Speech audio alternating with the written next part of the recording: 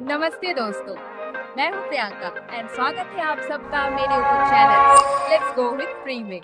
तो मैं अभी हूं बिहार की राजधानी पटना में और मैं आप सबको दिखाने वाली हूं यहाँ की कुछ बहुत ही खूबसूरत और बहुत ही ऐतिहासिक मॉन्यूमेंट। पटना जो कि बिहार की सिर्फ राजधानी ही नहीं है बल्कि बिहार की दिल की धड़कन है। यहाँ की संस्कृति, कल्चर, इतिहास, धार्मिक संस्थान, साथ ही साथ मस्ती एंड नेचर का परफेक्ट कॉम्बिनेशन है।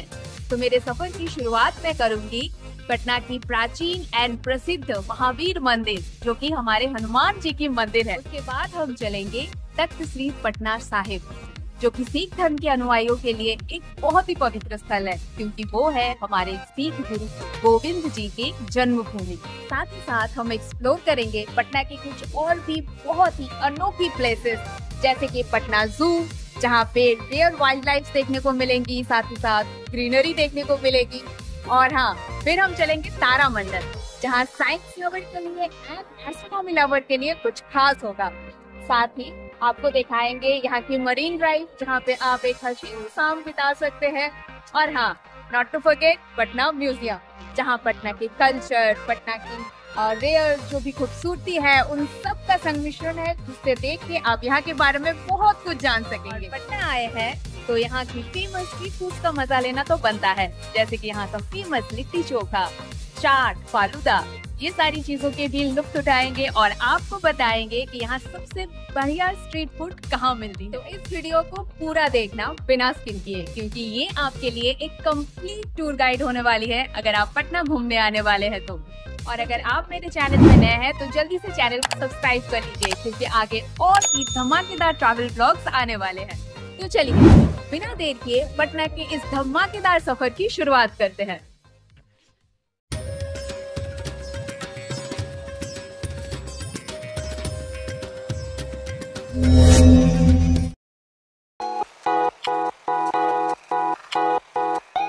Being a history lover, Bihar, specially Patna, always makes me feel very fascinating. ये वो शहर है जो कभी मौर्यन एम्पायर की राजधानी पाटलिपुत्र हुआ करता था। यही वो जगह है जहाँ गौतम बुद्ध, महावीर, जैन ने अपने ज्ञान की रोशनी बिखेरी थी और सिख धर्म के दसम गुरु गुरु गोविंद सिंह जी का भी जन्म हुआ था। इतिहास से भरा ये शहर मेरे लिए हमेशा से ही बहुत खास रहा है, इसीलिए मुझे जैसे ही मौका मिला पटना आने का, भले ही वो किसी और काम से हो और वो भी सिर्फ 2 दिनों के लिए, मैंने सोच लिया कि मैं इस मौके को अपने हाथ से नहीं जाने दूंगी और इन 2 दिनों में जितना हो सके उतना बिहार की इस खूबसूरत राजधानी को एक्सप्लोर करके रहूंगी।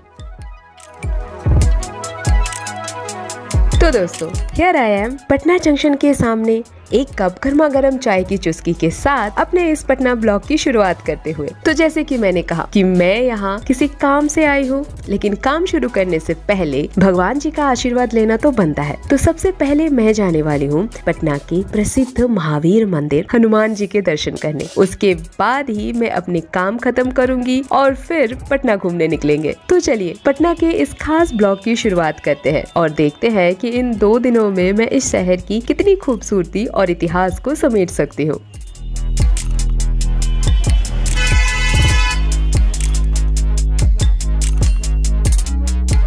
तो मैं पहुंच गई हूँ पटना के हनुमान मंदिर। तो अभी मैं पहले अंदर जाऊंगी, पूजा करूंगी और उसके बाद आप सबको इस मंदिर की सारी जानकारी दूंगी। तो चलिए अब मेरे साथ पटना की द फेमस हनुमान मंदिर दर्शन करेंगे।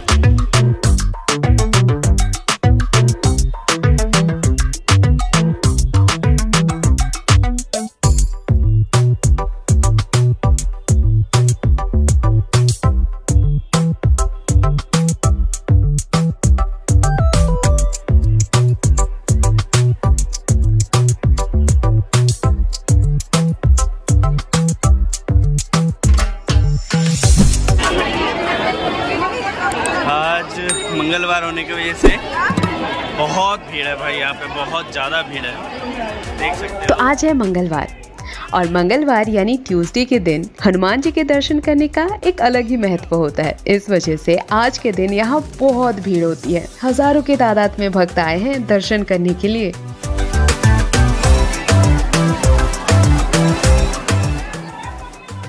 तो भीड़ से गुजरते हुए और कुछ देर लाइन में लगने के बाद मैं मंदिर के अंदर गई और प्रभु के दर्शन किए। और दर्शन करते टाइम मैंने एक बहुत ही खास चीज देखी। यहाँ ना हनुमान जी के दो मूर्तियां हैं, वो भी एक ही साथ। पूरे भारत में सिर्फ यही एक मंदिर है जहाँ एक साथ 2 मूर्तियां हैं। भगवान जी को प्रणाम करके, पूजा पाठ करके मन को बहुत शांति मिला। फिर जैसे जैसे मैं आगे बढ़ते गई, मुझे इस मंदिर से जुड़ी और भी बहुत सारी अनोखी बातें पता चली।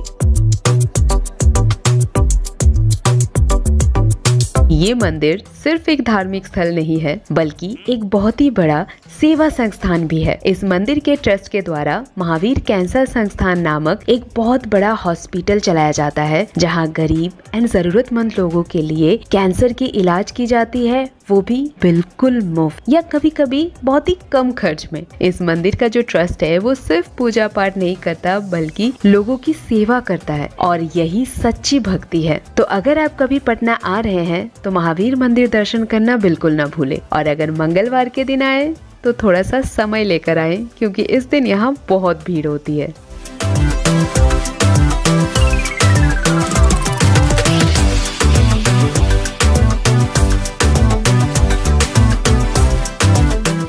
मंदिर से निकल के अब हमने अपने काम खत्म किए और फिर हम निकल पड़े एक और धार्मिक स्थल दर्शन करने के लिए, जो कि है पटना के हरमंदिर साहिब।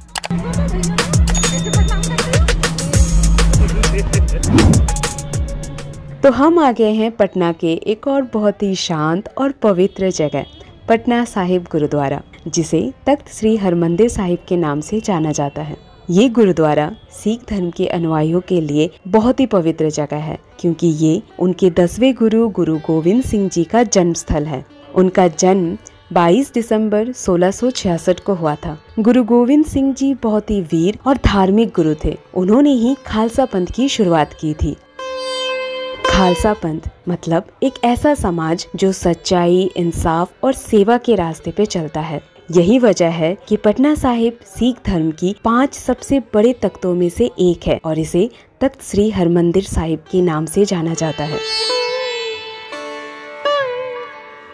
यहाँ का माहौल इतना शुद्ध, शांत और सुकून देने वाला है कि यहाँ अंदर आते ही मन खुद ब खुद शांत हो जाता है। यहाँ के हर कोने में बस एक ही एहसास होता है, शांति और सेवा का।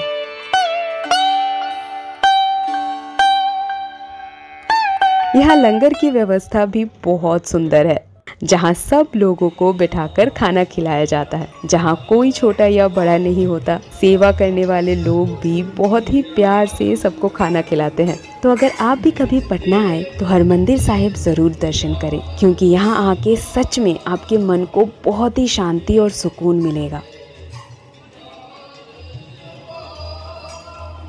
जाने से पहले मैं आप सबके साथ शेयर करना चाहूँगी कि गुरुद्वारे के अंदर ना वीडियो बनाना अलाउड नहीं है। आप कुछ फोटोज क्लिक कर सकते हैं। मैंने यहाँ पे परमिशन लिया है और कुछ फोटोज क्लिक किए हैं, कुछ वीडियोस भी बनाए हैं और जितना हो सका आप सबके साथ शेयर किया है। अगर आप यहाँ की पॉजिटिविटी, यहाँ की एनर्जी एंड यहाँ की इस शांत वातावरण को फील करना चाहते हैं तो आप यहाँ ज़रूर आए। तो गुरुद्वारा में लंगर खा के अब हम निकल पड़े हैं अपने अगले लोकेशन की तरफ, जो कि है पटना का एक बहुत ही famous and historical tourist spot. तो हम अभी जा रहे हैं गांधी मैदान, लेकिन उसके लिए हमें पहले उतरना पड़ा गाय घाट पे, क्योंकि यहाँ से हमें ऑटो चेंज करनी है। और यहाँ से ना हमने लिया मरीन ड्राइव वाला रोड। जी हाँ दोस्तों, ये रोड ना नया नया ही बना है और ये गंगा नदी के बिल्कुल किनारे से होके गुजरती है। यहाँ पे बहुत मजा आएगा अगर आप शाम के वक्त यहाँ आते हैं तो, क्योंकि यहाँ ना साइड बाय साइड बहुत सारी लाइट्स भी जलती है। तो शाम के वक्त अगर आप एक लॉन्ग ड्राइव पे जाना चाहते हैं या थोड़ा बहुत घूमना चाहते हैं तो ये जगह बिल्कुल परफेक्ट है। और वो देखिए दोस्तों, वो है गांधी सेतु, जो कभी इंडिया का नहीं एशिया का लॉन्गेस्ट ब्रिज हुआ करता था, जिसकी जगह अभी किसी और ने ले लिया है। फिलहाल ये है मरीन ड्राइव और हम अभी जा रहे हैं गांधी मैदान।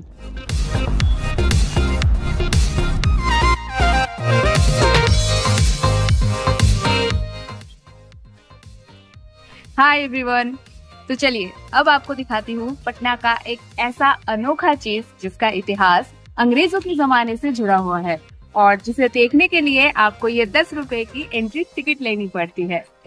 ये रही मेरे पीछे पटना की फेमस गोल घर, और इससे जुड़ी हुई इतिहास कुछ इस प्रकार है।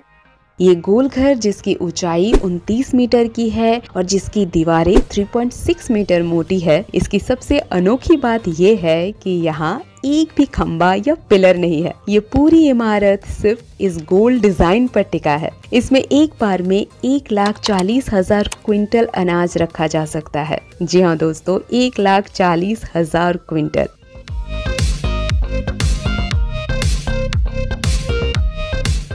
इसकी सीढ़ियाँ घुमावदार तरीके से बाहर से बनाई गई है, जिससे कि मजदूर इसके ऊपर चढ़ के अनाज डाल सके और नीचे उतर सके। गोल घर के जो दरवाजे हैं वो अंदर की तरफ खुलती है। तो ये है उसका गेट। शायद यहीं से अनाज एंड ऑल अंदर रखते थे या निकालते थे, जो भी, दोनों काम एक साथ होता था। वैसे आज के टाइम पे गोलघर सिर्फ एक अनाज रखने की जगह नहीं, बल्कि पटना की एक बहुत ही फेमस हिस्टोरिकल टूरिस्ट स्पॉट है। 1770 में बिहार में भयंकर अकाल पड़ा था, जिसमें लाखों लोग भूख से मर गए थे। इसके बाद ब्रिटिश सरकार को ये एहसास हुआ कि अनाज को सुरक्षित रखने के लिए बड़े भंडार घर की जरूरत है। इसी सोच के साथ 1786 में ब्रिटिश अधिकारी कैप्टन जॉन गस्टिन के निर्देश पर इस गोल घर का निर्माण किया गया था, जिसका मकसद था भविष्य में अगर अकाल आई तो लोगों को भूख से बचाने के लिए एक सुरक्षित जगह पर अनाज को जमा करना।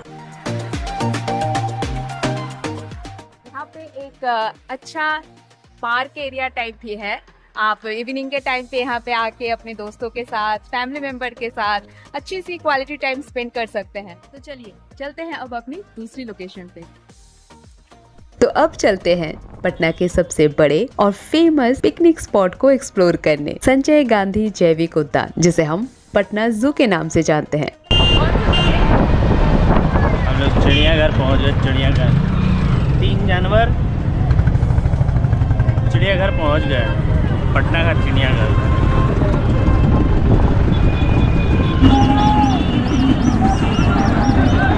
तो हम आ गए हैं पटना की फेमस चिड़ियाघर देखने के लिए।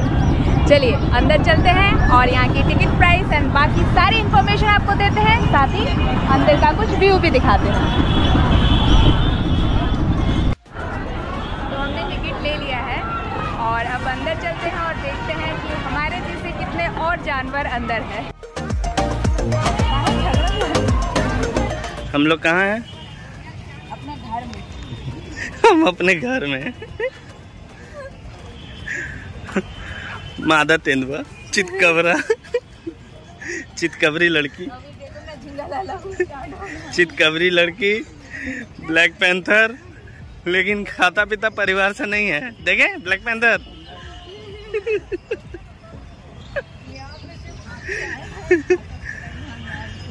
जो कि कैमरा पकड़ा हुआ है।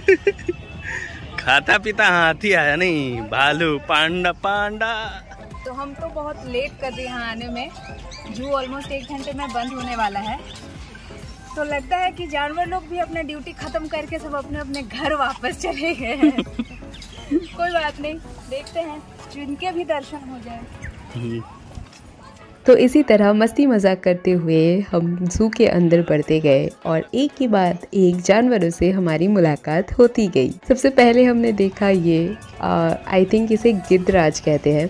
फिर हमने मिला, मतलब हम मिले शतुरमुर्ग से। उसके बाद एक भालू, फिर मैंने शेर देखा। फिर और भी बहुत कुछ हमने देखे, बहुत सारे रंग बिरंगे हमने बर्ड्स देखे, लेकिन जो सबसे प्यारा लगा मुझे वो था ये व्हाइट कलर का पिकॉक। कुछ अलग ही दिखा मुझे, और ये ना खड़े होके बहुत अच्छे से पोज भी दे रहा था। इसके बाद मैं चली गई स्नेक एरिया में, और पता नहीं मैं वहाँ क्यों गई, क्योंकि मुझे सांपों से बहुत डर लगती है। तो मैं ज्यादा देर तो वहाँ नहीं रुकी, मैं फटाफट वहाँ से निकल गई। ये जू तो बहुत बड़ा है, तो जैसे कि मैंने कहा कि इसे एक दिन में कंप्लीट कर पाना थोड़ा मुश्किल है, इसलिए घूमते घूमते मेरे पैरों में दर्द होने लगा। तो मैंने देखा ई रिक्शा, और अब मैं इस ई रिक्शे में चढ़ के वापस जा रही हूँ गेट के तरफ। बाकी के जू फिर कभी एक्सप्लोर करेंगे। वैसे आपको बता दे कि इस जू में ना ई रिक्शे की भी फैसिलिटी है, तो आप चाहे तो इस पे बैठ के भी पूरा जू घूम सकते हैं, जिसकी प्राइस है 100 रुपीज पर पर्सन। तो अब मैं यहाँ से निकल रही हूँ और मैं अब जहाँ जा रही हूँ वो एस्ट्रोनॉमी एंड स्पेस लवर्स के लिए एक बहुत ही प्यारी सी जगह है।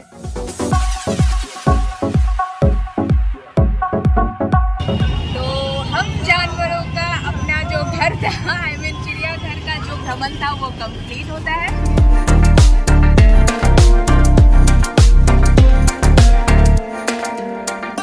तो अभी हम आ गए हैं पटना की फेमस तारा मंडल या तारा घर देखने के लिए। यहाँ पे आने के बाद टिकट कहाँ से लेनी है, अंदर जाने की टाइमिंग एंड ऑल सब कुछ पता करते हैं, तो चलिए मेरे साथ। तो मैं आ गई हूँ पटना के तारा मंडल को एक्सप्लोर करने। इसकी शुरुआत 1993 में की गई थी। ये पटना शहर के बीचों बीच गांधी मैदान के जस्ट पास में ही है। बाहर से देखने में ये जगह एकदम यूनिक दिखती है, जैसे कोई स्पेस सेंटर हो। अंदर आने के बाद आपको शो के टिकट्स लेने होते हैं।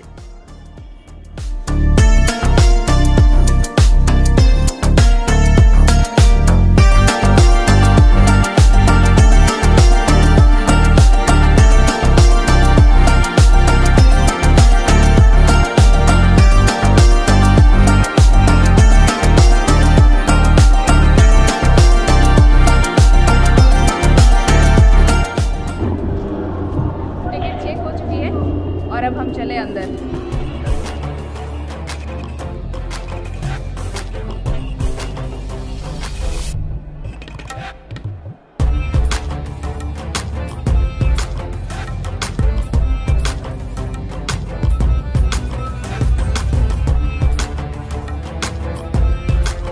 जब शो शुरू होता है तो हॉल एकदम अंधेरा हो जाता है और ऊपर का सिर्फ डोम दिखता है। ऐसा लगता है जैसे आप आसमान में हो। तारे, ग्रह, आकाश गंगा सब कुछ एकदम चलता हुआ दिखता है। एकदम स्पेस जैसा फील आता है। शो इंग्लिश एंड हिंदी दोनों लैंग्वेजेस में होती है। समझना भी बहुत आसान है। बच्चे, स्टूडेंट, बड़े सबको यहाँ आके बहुत मजा आता है, क्योंकि शो एकदम जानकारी से भरा होता है और बहुत ही मजेदार होता है।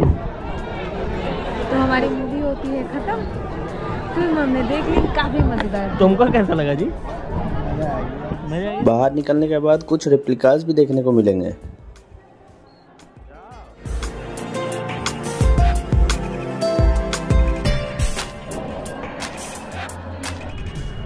तो आज का दिन हुआ समाप्त और अब आप सबसे मिलती हूँ कल पटना के कुछ और अनोखे और एडवेंचरस जगह के साथ। तो ये था पटना में मेरा पहला दिन। दूसरे दिन मैंने कौन कौन सी जगह एक्सप्लोर की ये मैं आप सबके साथ शेयर करूंगी अपने नेक्स्ट वीडियो में। तब तक के लिए tata, bye bye, take care. अपना एंड अपने मम्मी पापा का खूब ख्याल रखें। और हाँ, जाने से पहले मेरे चैनल को सब्सक्राइब करना बिल्कुल ना भूले। साइड में जो बेल आइकन है ना, उसे भी प्रेस कर दे, ताकि मेरी नेक्स्ट पटना की वीडियो आते ही उसकी नोटिफिकेशन आप तक पहुँच जाए। और पटना से जुड़ी कोई भी इन्फॉर्मेशन अगर आपको चाहिए तो आप मुझे कमेंट करके पूछ सकते हैं। तो मिलती हूँ आपसे नेक्स्ट ब्लॉग में। तब तक के लिए stay healthy and stay adventurous.